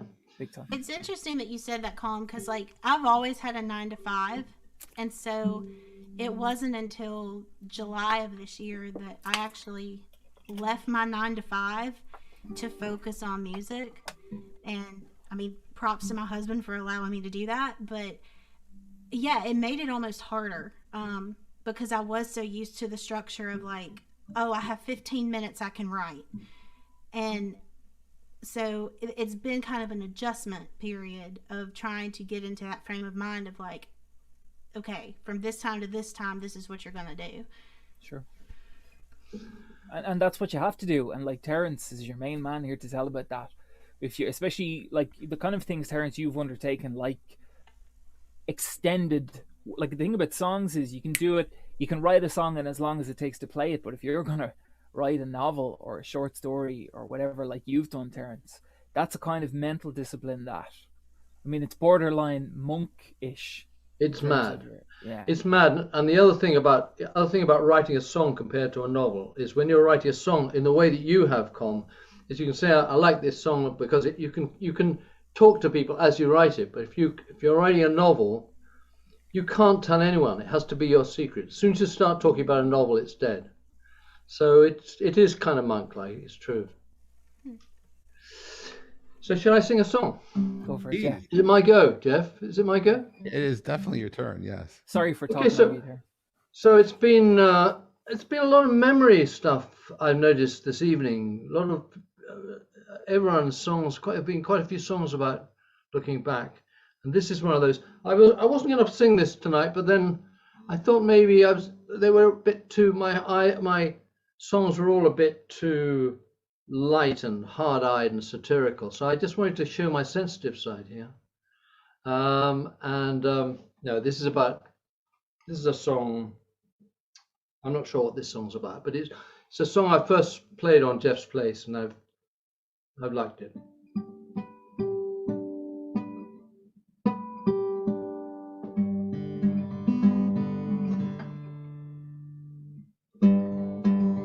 Sorry about that.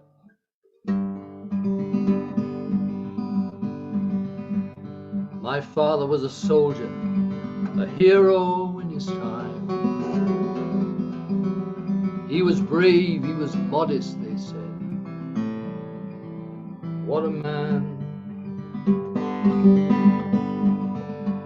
Last night I dreamed of him on his dying day.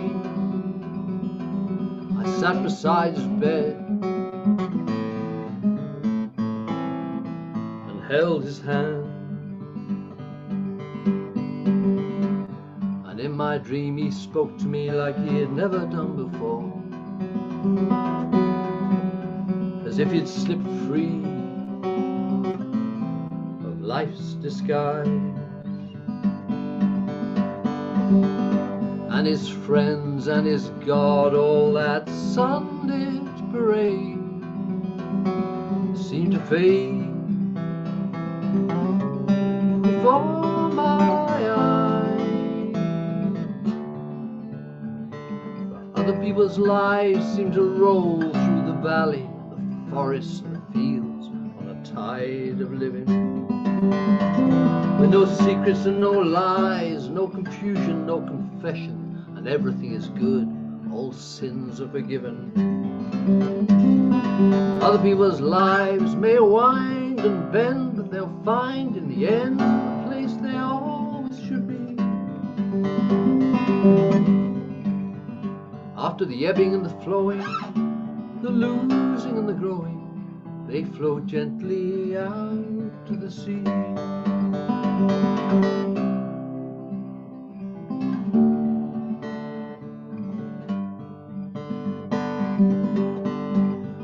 I've been reading about this jazz star and his struggle to the top. He's been bleeding out his life in the pages of a magazine. On his mother's old dance set, a saxophone once played, and he could see his life before him at just 14. He'd been sculpted by his troubles. He said it's that old artist thing.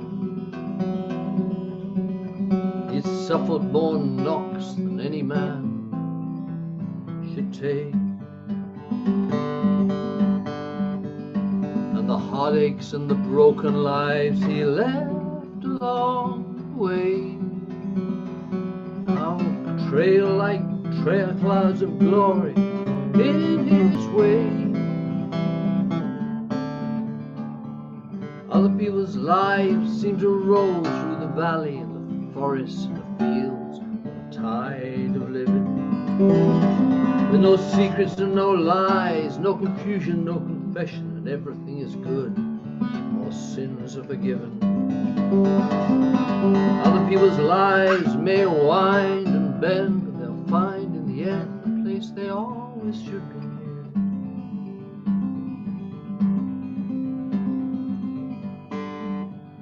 After the ebbing and the flowing, the losing and the growing, they flow gently out to the sea.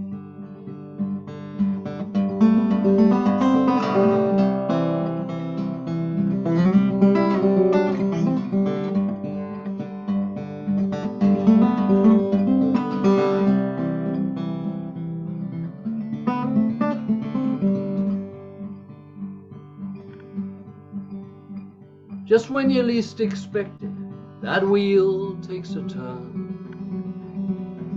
sends you spinning back down through the years. And the things that seem so simple now, seen through the grey, seem disarrayed, no longer clear. Now I'm not led by ghosts as I walk down this path. I don't need ghosts or angels to bring me home, but the sound of fallen leaves on an autumn day can sometimes make me feel I'm not alone. Other people's lives seem to roll through the valley, the forests and the fields on a tide of living, with no secrets and no lies, no confusion, no confessions, and everything is good, all sins are forgiven. Other people's lives may wind and bend, but they'll find in the end the place they always should be. Ebbing and the flowing, the losing and the growing, they flow gently out to the sea. They flow gently out to the sea.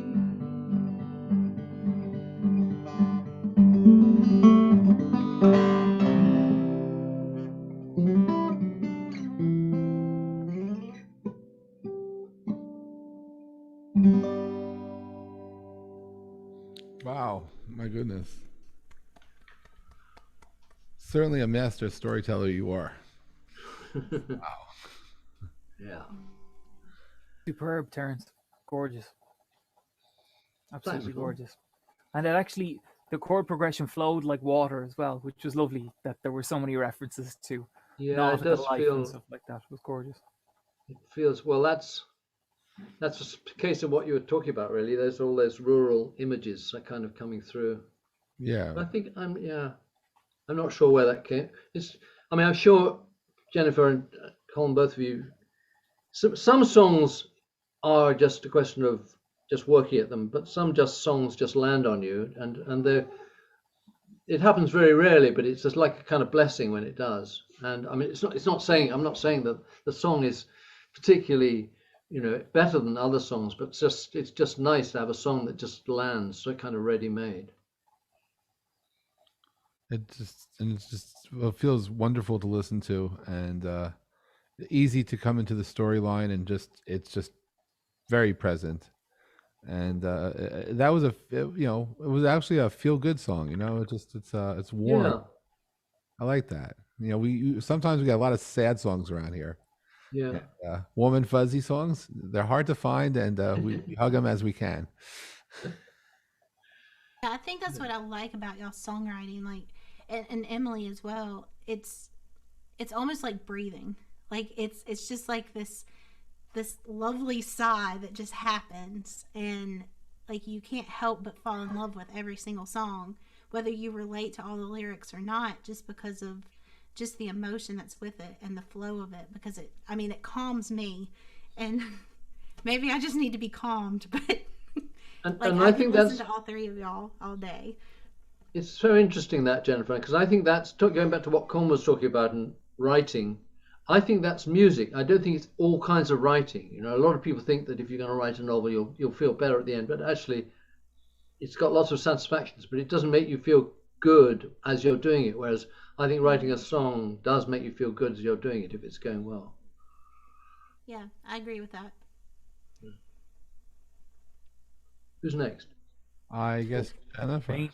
Or is it Jennifer? Which one? Lauren? It's Jennifer, right? No. Colm. Oh, was it me? It's Colm. This is We- Colm's last song. I'm sorry, Colm. We love you. Okay. She No, it's changed cool. directions. Okay. You changed placement on the screen for me. There's been a lot said similar to what I'm about to say, and I think what's lovely about the collection of the four of us here is the differences in, like Jennifer said, genre, but also stylistically. The way Terence would say something would be very different to the way Emily would, but the sentiment is similar. For me, the intimidating part is I'm performing alongside three outstanding vocalists, and for me, like, I come from the Bob Dylan school of singing, or John Prine, where I just kind of hide behind my piano or guitar playing. So whereas like with Terence and people of his generation, it feels like he came out of the womb going, "I'd walk a million miles for one of your smiles from my Miami." Everybody has a little bit of Al Jolson in them, and Jennifer just has that outstanding tone control and vibrato, and Emily, it's like a melting pot of Joni Mitchell and Leonard Cohen. There was a brilliant article once, I think it was Leonard Cohen and Joni Mitchell, and it was like the queen of melancholy meets the unending sadness, and that's kind of like what I think of Emily's stuff. It's just a melting pot of so many gorgeous folky autumnal feelings. So I'm going to do something a little bit more, not upbeat, but we're talking about sentiment in songs, and for a long time I would I was never into the from me to you obvious love songs, although I love them, but not writing them. So I would deliberately hide. If I start doing like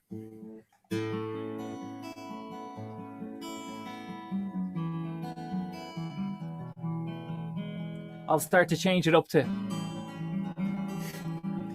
kind of hide sentiment a little bit. And it's just become one of those things. Sometimes more because I never wanted to be one of those weepy, especially I think it's a lad thing as well, that if you're going to be playing songs and your friends hear you and every one of them is like, here's a failed relationship, here's another one, and this girl showed me the reason why I can't commit, and this one showed, you know what I mean? So I like the polarities of doing something that sounds kind of upbeat, but when you listen to the lyrics and the sentiment, that there's kind of there's a different narrative going on underneath, and this is one of those songs, and it's called. I introduced this on stage as my dedicated to my love of coleslaw, and I get stick for that because a lot of times I'll do that with a song if I feel it's a little bit too soppy or sentimental.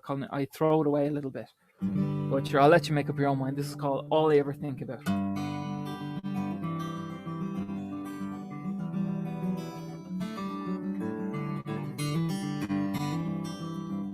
It's a troubled mind that's turning every hour, every day, and a weary heart that trembles till each tear gets wiped away.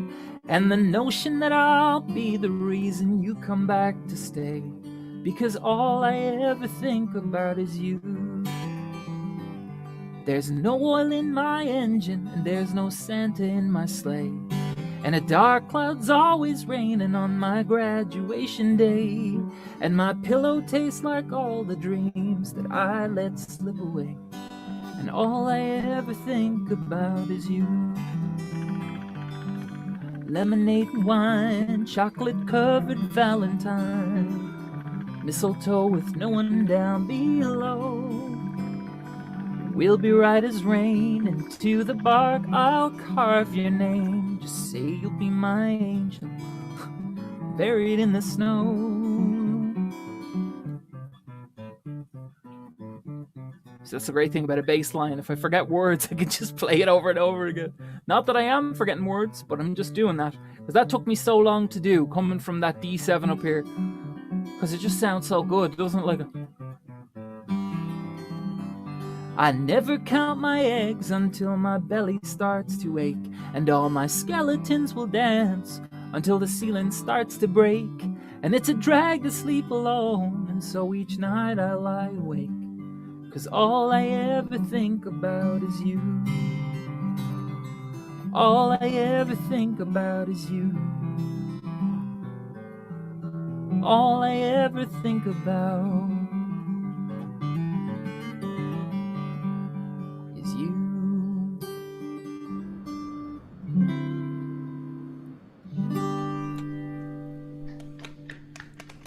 Yeah. Thank Wow. you. That was fun. Absolutely fun. That was and beautiful. Thanks, guys. Hey, I always think the best songs seem as if they're simple, but in fact there's all sorts of stuff going on. That's one of those that's just got a sort of simple vibe to it. It sounds as if this is one he wrote in his bath and then got out and played it, but in fact you can see that it's much more complicated than that, and it's a really nice song. In my bath. Can't you just imagine me like Ernie with the rubber duck and the ukulele or guitar? I never count my eggs until my belly starts to ache. And what's funny is that line, I never count my eggs till my belly starts to ache. Somebody said to me, what's the line that you have in the song about somebody being pregnant? And I was like, pregnant? Belly, ache, eggs, stomach. And I was like, oh my God. Which I didn't mean it like that. I was thinking, the expression, don't count your chickens till they hatch, or Yes. and don't count your eggs, that kind of thing. That's all, like, as in, it wasn't meant to be like that, but yeah. Sorry, I'll shut up now. So I do have a question for y'all. Do you ever forget words to your own songs since you made up your bass line? Yeah. Oh, big time. Yeah. Okay. Yeah. All the Yeah, time. I tend to forget my words. Like, I can learn praise songs all day long, but when it comes to my words, I don't know if I just want to rewrite them in the moment or what it is. But yeah, I struggle with my own. So Sometimes it's the songs you know best. You're not really concentrating, you're just relaxing so much you think, oh my God, what comes next? Yeah. And then sometimes if a song that you've written is a little bit close to a song that already exists, do you know what I mean? Yeah. Like that happens. So if I'm doing something like that song, there's a part of me that wants to go, how many roads must a man walk down? I'm like, oh no. This is Or about lots of Paul Simon songs like that as well. Yeah. Yeah, or that kind of thing. Like if I start slow, you're like, I met my old lover on the street last night. That kind of thing. But then if that happens in a gig situation, I'll just it's awkward when you've just introduced the song, but I might just go off. Like you'll say, well, this is one of my own tunes, and then you start singing Still Crazy after all these years, and they're like, oh, hold on a minute. There's one guy in the back with Alzheimer's who's like, no, I know he didn't write that song. Okay, well, what do I say about this song? I've never played it before, so if it all goes to heck, just smile. It's called Something's Up, and basically it's a song about where you're in a relationship and you know that everything is going south, and you know somebody's lying to you, and you're tired of them lying to you, and so you're just like, just tell me the truth. Like, at the end of the day, just tell me the truth. Tell me what's going on. So, here we go.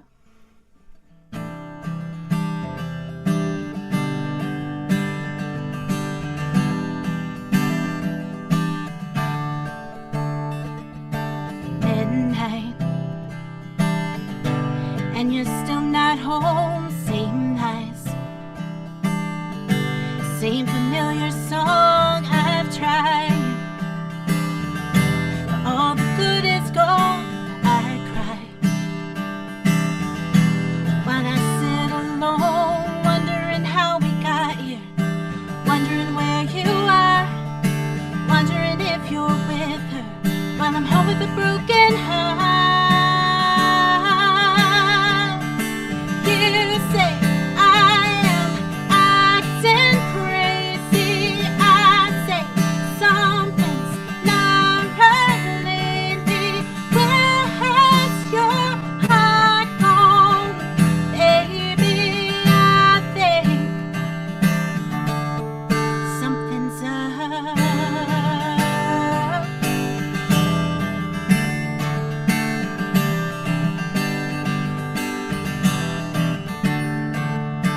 Pretend that everything is fine, but I know it's her on your mind. I hear all your silent stares while you act like you still care. Why can't you just admit it? Is she just a fling? Are you falling for her? And where does that leave me? You say I am acting crazy. I say something's not right lately. Where has your heart gone? Baby, I think something's up.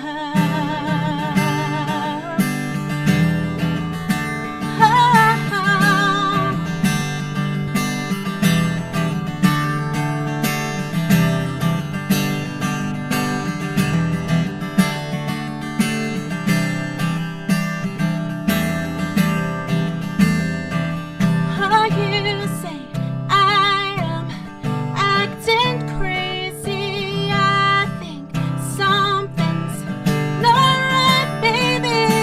Where has your heart gone? Baby, I think you say I am acting crazy. I say something's not right, baby. Where has your heart gone? Baby, I think, I think, now I think something's up.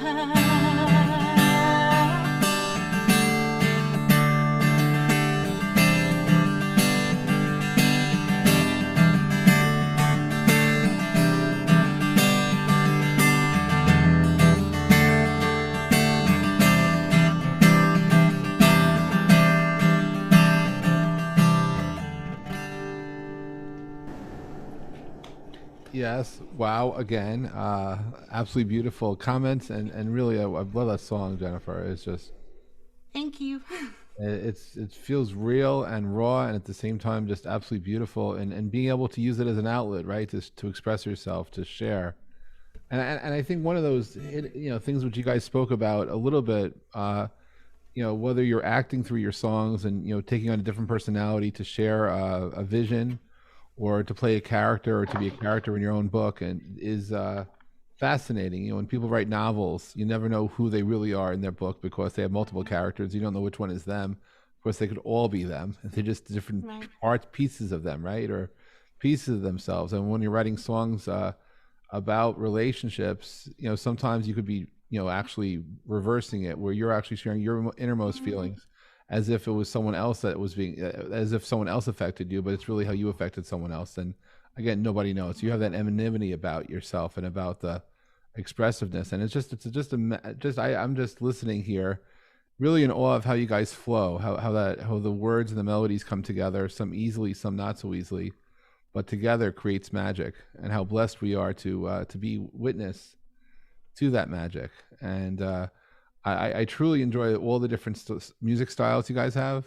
I mean, it's just each of you, not only in the way you perform, but the way you write, and genres of music. I mean, Jennifer, you might think you're in one genre of music, but I'll say that your words go across everything, really, and it's just a matter of how it's presented. And it's absolutely, I stated that you sing truth, and you sing real feelings and real moments, and it's just very tender and very, very real. So thank you for that. And Terence, Randy Newman is Randy Newman, and you're you. Yeah. And what's amazing is listening to some of your lyrics, and you get away with everything, and it's kind of fun that way. It's and your style of writing is just wow. And there's so much humor in it. It is just I'm just it never gets old to me, and it just never does, and it's just wowish. And Emily's not here to receive comments, so I'll leave them alone. But Jeff, I think Terence has one more song. I know. I was just wanted to remember. I thought he was winding me up. He was just winding me up to get good. Get me out of the house. I interrupted you, Lauren. I think we got away with dumping Terence's last song. Yeah, but it's okay, Lauren. It's fine. It was fine.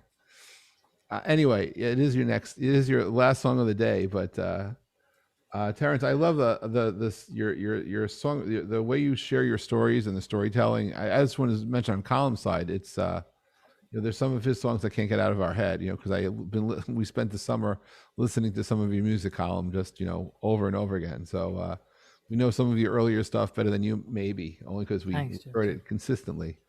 And Terence is more unpredictable. We never know what exactly is going to be in Terence's next song, whether it's satire or what, but it's absolutely wonderful to listen to. So the stage is yours. It's been such a lovely evening. I've had a good time. I hope other people, but I mean, Jennifer and Colm and Emily in her absence, they're just such good songwriters. And I don't want to alarm you, Jeff, but frankly, I could stay here for another couple of hours just chatting about songwriting. No, I've got a kind of it's mesmerizing. I got a kind of feeling that might be testing your patience a bit. But I thought I'd end with another not serious song. This was a song which was prompted by Facebook. I don't know why this still happens, but you know how Mark Zuckerberg knows everything about you. If you've just bought a pair of shoes, there'll be lots of ads for shoes, and and he knows exactly where I live. And to understand his ad, you should know I live in the countryside of England. And they've got weird towns in my area there's one called Diss, the other called Bungay. There's one called Beccles.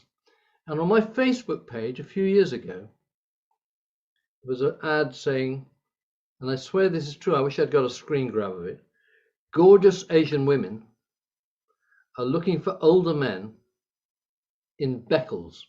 Now, if you'd ever been to Beccles, you'd know what a strange idea this was. But it prompted this song anyway, which is based around a familiar phrase, particularly for those of you in America. There's a phrase that, well, you may not have heard for a while, but it's now very familiar, but it's in there.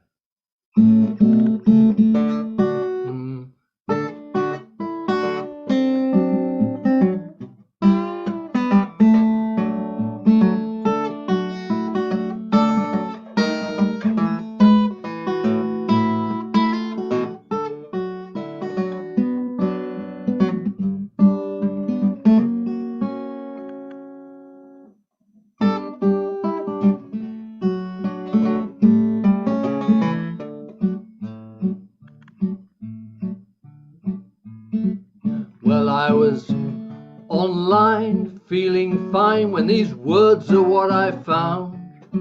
They read, lovely Asian women are in your local town. Koreans, Thais and Filipinas with pleasing ways and shy demeanors, and every Oriental queen has a thing for the older guy. So I went on down to my local town, my heart was in a whirl. I looked in Brown's the butcher's for an Oriental girl, but there was no Korean at the old co-op, no Malaysian miss at the Aksham shop, no Bangkok babe at the town bus stop. Then someone told me why. It was fake news, fake news. I felt my poor heart break news. 'Cause how could you ever know what's really true? When wrong is right and black is white, it makes the depends on how you feel. 'Cause everything is fake news, that's the only thing that's real.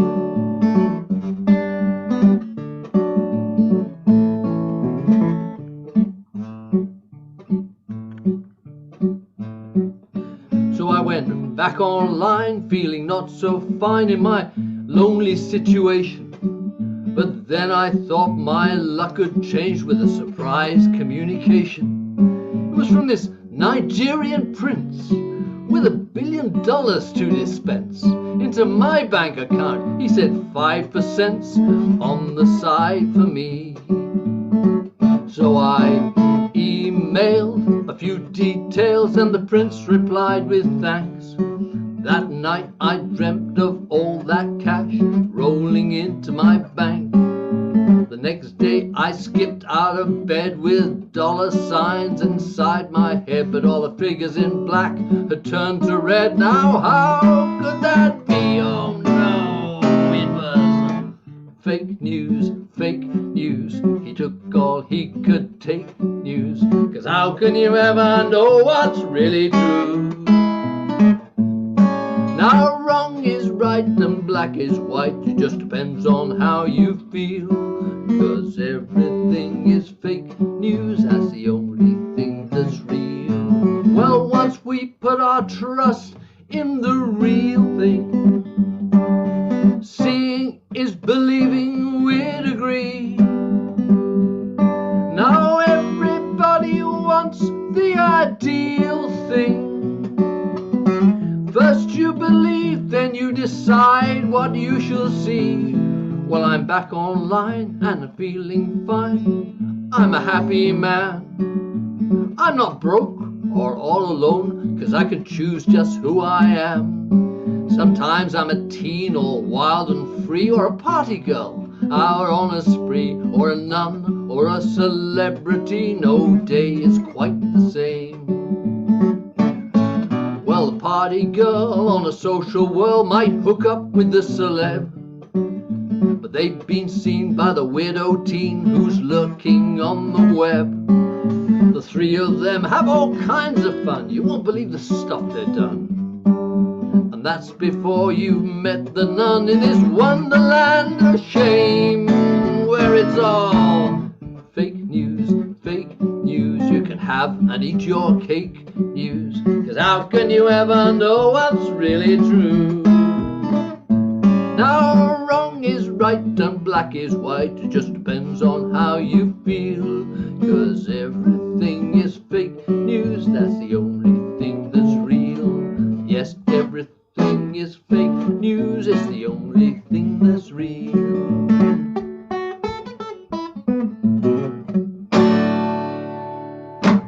Wow. Well, oh my goodness. Where was that song when we needed it? Oh my God. Wow. That was funny and true though. It's like it's when those truths are shared, like wow, and it's so true. You know, and these days, you know, it's be careful when you talk near your phone too, because sometimes what's so weird is Harry and I could be talking about something in the car, and all of a sudden we start seeing advertisements about what we're talking about showing up. That's on our so news scary, feed. isn't it? That is just a little freaky, but oh my goodness, wow, what a song to end today's show on. That's just It is. That was fun. It's so between all four of you, you kind of like help us forget that there's distance between us, right? The fact that Terrence is sitting in the UK and Colm is in Ireland and Jennifer is in Vail, not Colorado, North Carolina, and I like that. It's Vail, but it's North Carolina. It's not the same Vail people know. And Emily's in Eugene, Oregon, and so there's while there's literally thousands and thousands of miles between us, we're very close, and it's that music, right, and the love of the sounds that just keep us together and keep us engaged, and so that there's that magic, and so really want to thank all of you, the three of you plus Emily, and really everyone who's tuned in. Nice to have Harry back after having a little bout with COVID. Welcome back, Harry. Lauren, thank you for interrupting as often as you did. It wouldn't be the show without you.